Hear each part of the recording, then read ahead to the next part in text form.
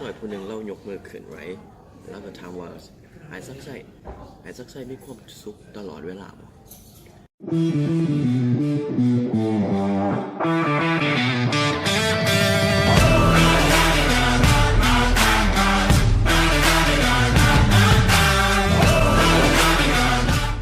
ภาษาโยเฮียนจีนปากเซ่ตอนช่วงที่มีนักเรียนถามคำถามหนึ่งที่หอนมือนี้ซักไส้เองก็นั่งขึ้นถึงมีเด็กหน่อยคนหนึ่งเรายกมือขึ้นไว้แล้วก็ถามว่าหายซักไส้มีความสุขตลอดเวลาบ่แล้วจือใดเขาก็ตอบไปโดยความอยากจากใจจริงที่บอกว่า no กับบทเสมอไปแล้วจือใดเลยตอนช่วงเวลาที่เขาบอกนักเรียนว่าเขาบอกได้มีความสุขเสมอไปนักเรียนทุกคนมีความรู้สึกตื่นว่า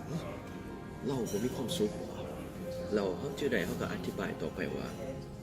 นั่นแหละเป็นความจริงบางทีทุกคนในชีวิตเฮาก็ต้องช่วงเวลาที่มีความสุขช่วงเวลาที่ทุกข์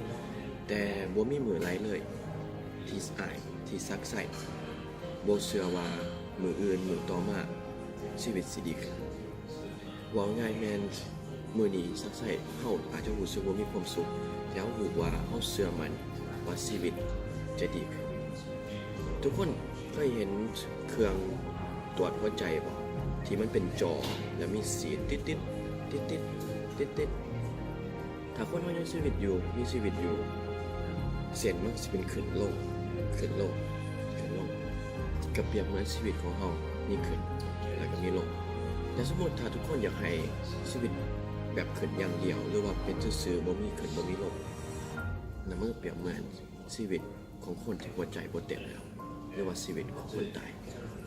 ฉะนั้นที่ตอบคำถามเล็กน้อยผู้นี้หรือว่าตอบคำถามให้บอกถึงทุกคนว่าถ้าเจ้าก็ต้องเจอปัญหาในชีวิตจงหูว่า